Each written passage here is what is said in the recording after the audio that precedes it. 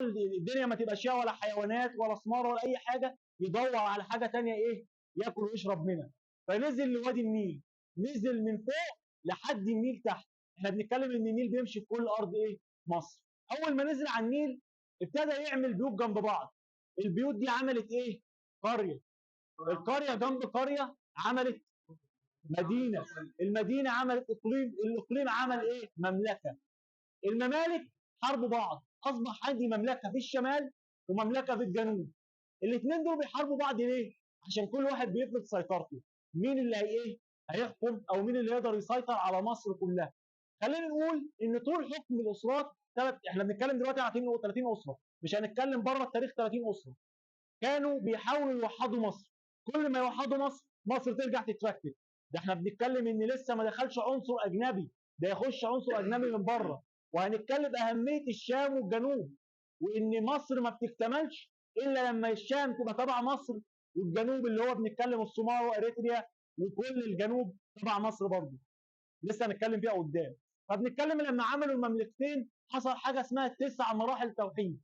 ال9 مراحل دول في منهم حاجات اسطوريه. الاسطوريه دي استخدموا بيها الدين. تسمعوا عن اسطوره اللي هو ايزيس واوزوريس وست وحورس بعد كده. دي كانت المرحله الخامسه. طلعت بسبب ان ست كان اله الشر او اله الفوضى. ست حارب اخوه اوزوريس لان اوزوريس كان مشهور وكان محبوب. قتل اخوه وقطعه لحتت كتير جدا ووزعه على اقاليم مصر. لما عمل كده، ست كان متجوز واحده واوزوريس كان متجوز واحده، والاربعه كانوا اخوات. اوزوريس مراته ايزيس، وايزيس فضلت تدور هي ومرات ست على جسم مين؟ على جسم اوزوريس. فضلت فعلا تدور في كل اقاليم مصر وجمعت كل قطع اوزوريس. اتكلم ان كل المراحل اللي بعد كده هي حرب ست مع حورس. وحورس ده بنتكلم ان هو ابن مين؟ ابن ايزيس واوزوريس. بعد ما ست يحارب حورس، هنتكلم في اخر مرحله خالص، المرحله التاسعه، هينتصر حورس وينتصر اتباع حورس وينتصر الجنوب على الشمال. خلينا نقول ان كانت الجنوب عاصمه والشمال عاصمه. لما يتوحدوا العاصمتين، لا لسه منفي مش دلوقتي. مدينه اسمها سيني ومدينه ثانيه في الشمال. انما احنا بنتكلم دلوقتي على بعد توحيد العاصمتين على ايد مينا سنه 3200. وهنشوف في الصلايه بالتفصيل. هنبتدي نقول ايه ده عهد الاسرات. اول توحيد هيجيب التاج بتاع الشمال هيحطه على تاج الجنوب، هيجيب رمز الشمال هيحطه مع رمز الجنوب، آلهة الشمال مع آلهة الجنوب. هل التوحيد ده هيستمر؟ لا. هنلاقي في الاسره الثانيه على طول. وهنتكلم ان هيجي برضه واحد اسمه قعص خماوي وهنشرح القطعه بتاعته برضه مصر هتنقسم تاني. فاحنا بنتكلم التوحيد هيفضل معانا 30 اسره. ليه؟ لان مصر عمرها ما هتتوحد بشكل سهل جدا، لان بيحصل خلافات ما بين ايه؟ مصر. طب احنا مش عندنا حاجه اسمها محافظات؟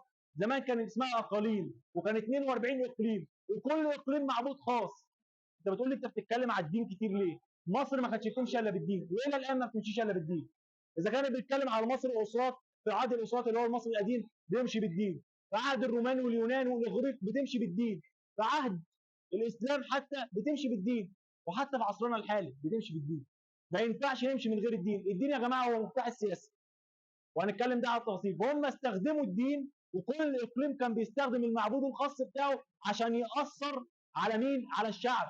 الحاكم بيبقى مؤله، والكهنه بتألهه، وبتحاول يبقى ربط ما بين ايه؟ ما بين الشعب وما بين مين؟ وما بين الحاكم. هنبدا اول حاجه حجر رشيد عشان نعرف احنا عرفنا اللغه المصريه منين. مش احنا بنشوف كتابات كتير احنا ما نعرفهاش، وزماننا كانوا ما يعرفهاش، لحد ما حصل فتره من الفترات كان الحمله الفرنسيه كانت موجوده في مصر، وكان علماء الحمله موجودين. واحد اسمه بوشار كانوا بيعملوا حفريات حوالين قلعه اسمها قلعه جوليان هناك في رشيد. لقوا حاجه اسمها حجر رشيد اللي احنا هنشوف دلوقتي النسخه الكوبي منه. النسخه الاصليه مش موجوده في لندن. وهتقول لي لندن انت بتقول فرنسا. اقول لك ان بعد موقعة ابو قير البحريه انتصرت فرنسا. حجر رشيد بس هو عشان هو عنده زحمه، فهنبتدي ان احنا نقول لكم حاجات عليه وهنشرحه بالتفصيل ومكتوب فيه ايه. احنا بنتكلم ان وصلت لحد الشلال الرابع تحت اريتريا والصومال. عهد حتشبسوت. عهد حتشبسوت لما عملت اللي هي الرحله بتاعت بون كانت بتوصل للشلال الرابع. وكانت كمان حتشبسوت منعت يعني هو الزيادات. يعني احنا بنتكلم ان كل ملك من الاسره 18 كان بيجي بيزود. حتشبسوت جت قالت سلام، انا عايز اعمل سلام في المنطقه، وده غلط. احنا مش ضد السلام، بس احنا دلوقتي حاليا مش في سلام. هل السلام نفعنا؟ في قوى خارجيه بتحاول ان هي تتوسع في ارض مصر وغير مصر. خلينا نقول ان اي حاكم شاطر يجي مصر لازم يتوسع في ارض مصر. هو بيعتبر الشام والحجاز وكل الاراضي اللي حواليه هي تابعه لمصر، لان احنا بنتكلم احنا بمتوسط العالم. هتسيب مصر لوحدها تتضرب. تمام. وهنتكلم اكتر في لوحه من بتاح لما هزم الاسرائيليين، لان اسرائيل بتقول هم بني اسرائيل او هم دلوقتي اليهود بيقولوا ان هم اتعذبوا في مصر في عهد الرعامسه. الكلام ده غلط، واللي بيكذبهم اللوحه بتاعت من بتاح اللي بتقول ان هو راح حاربهم في فلسطين وهم كانوا بره مصر اصلا. يا جماعه الاثار احنا بنتكلم ان التاريخ من خلال الاثر. التاريخ ما اتكتبش بس الاثر بيتكلم، وده مهم جدا زي ما قلنا. اللوحات زي لوحه معرمر او بنتكلم برديه تورين والبرديات دي كلها هي اللي بتعرفنا تاريخنا بجد. بس محتاج ان احنا ندور اكتر، مش نريح دماغنا وخلاص. هو حضارتنا الناس انا ماشي، انا مع ان احنا نفتخر بكل الحضاره دي، بس انت ربنا بيقول في القران ايه؟ اللي هو في سوره غافر تقريبا، قل سيروا في الارض فانظروا كيف كان عاقبه الذين من قبلكم. احنا ربنا حط لنا الاثار دي او خلى الاثار دي تفضل موجوده عشان نعرف ايه؟ نعرف الناس اللي قبلنا دي كانت ماشيه ازاي؟ عملوا ايه؟ يعني كل الكلام ده احنا بنستفاد بيه من عصرنا الحالي. احنا لو خدنا بالتاريخ حرفيا اللي كان موجود مش هنقع في نفس الغلطات، بس احنا بنقع في نفس الغلطات برضه. تمام. هنروح لروحه او حجر رشيد وهنشرحها بالتفصيل ان شاء الله.